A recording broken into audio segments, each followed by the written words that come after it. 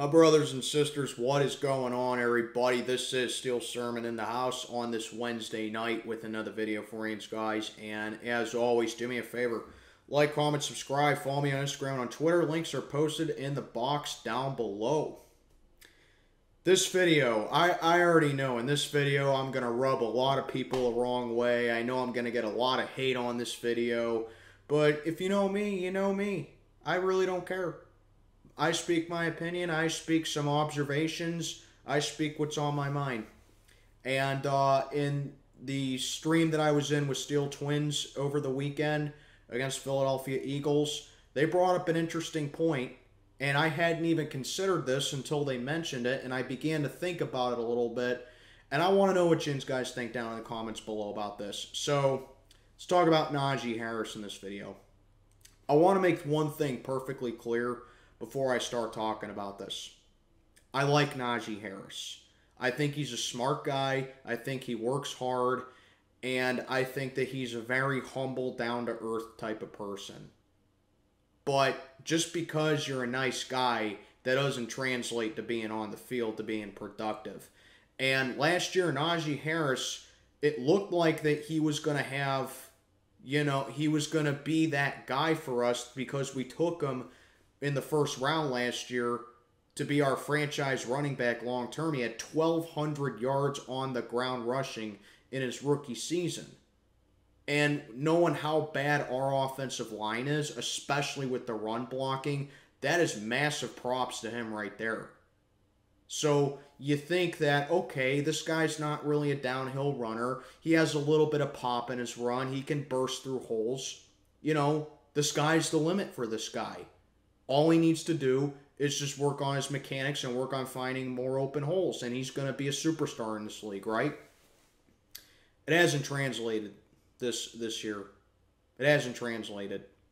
And I know a lot of it has to do with the offensive line, but when, something that I should have mentioned in my post game, when Jaylen Warren is being more productive than Najee Harris, you gotta make him your number one running back. And just as a side note, why is Jaylen Warren getting garbage time yards? Why is the majority of his carries coming in garbage time when we're down by 20 plus points? But that's another topic for later. This video is about Najee Harris, and like I said, I know the O-line stinks. Okay, that's something that there's absolutely no denying. But it just seems like Jaylen Warren has that burst ability, and it just seems like when we're running the ball with Jaylen Warren, we're getting somewhere with it. We're not getting that with Najee Harris this year. And he's still he's still fighting, and he's still dancing around in the backfield, and he's still dancing around on these screens. And the number one thing that really did it for me for Najee Harris, specifically in that game against the Eagles this past Sunday, it's third down. Kenny Pickett throws a screen pass to Najee Harris, and if you look at the highlight, he has nobody in front of him. Wide open first down. What's he do? Tries to dance around two Philly defenders, and he gets stopped short of the goal line for a first down.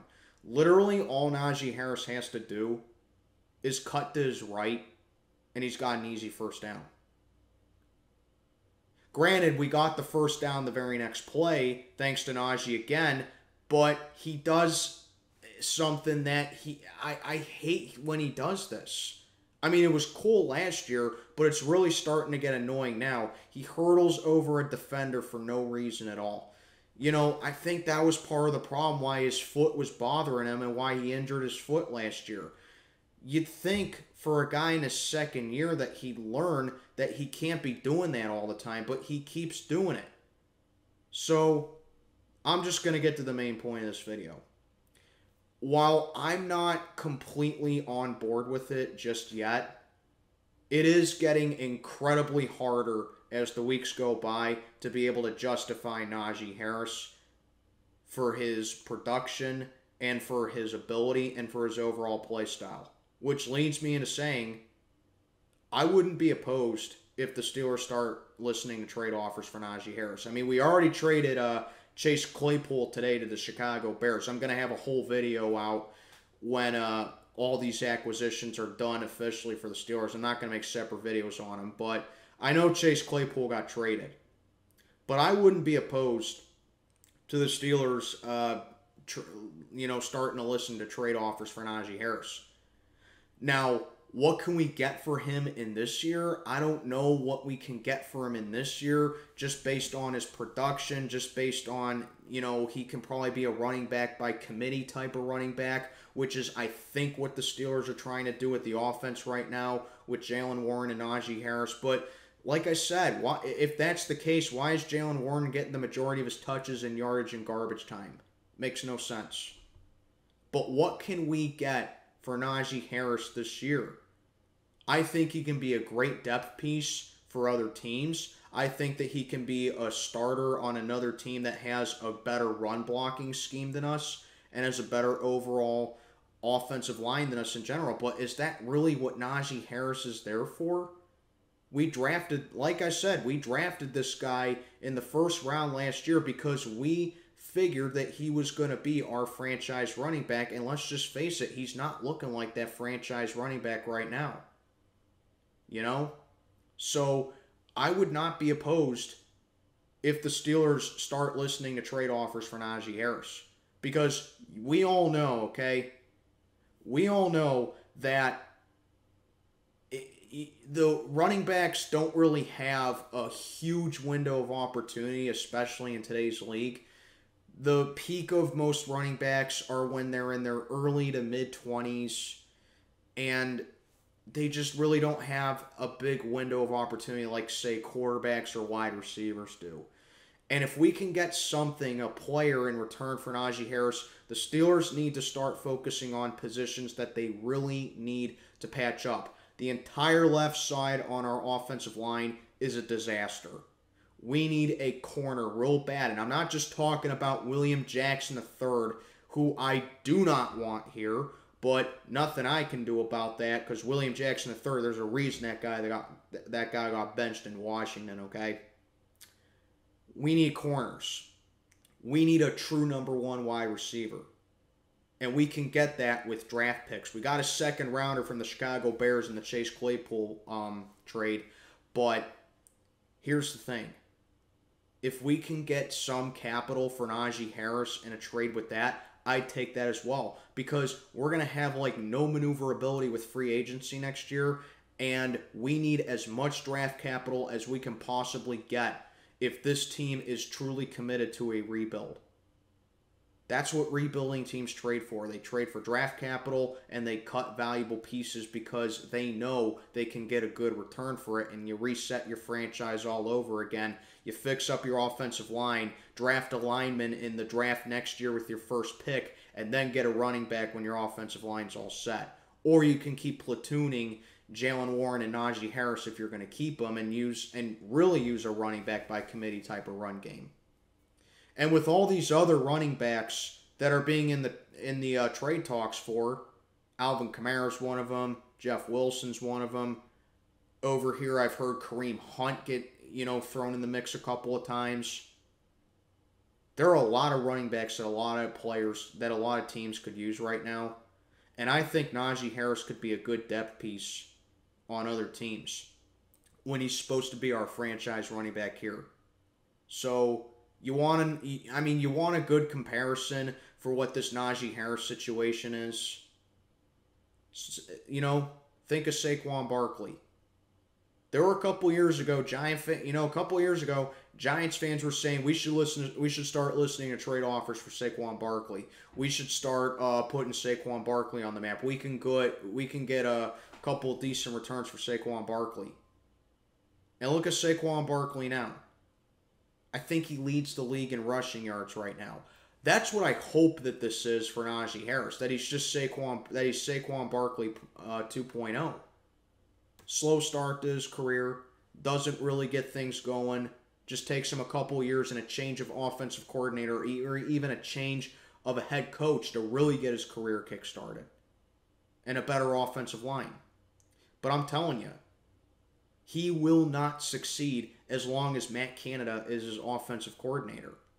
But at the same time, there are other teams in this league that could really use a strong run game. And while Najee Harris is an incredibly hard worker and an incredibly tough guy to bring down in the backfield, he's just not cutting it this year.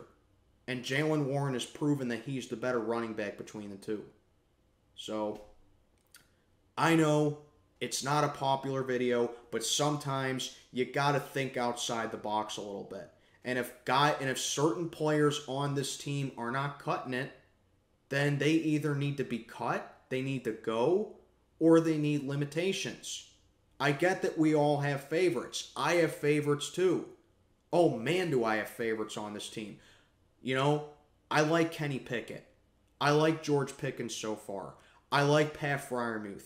Love TJ Watt. Love Minkah Fitzpatrick. And quite frankly, I like Najee Harris too.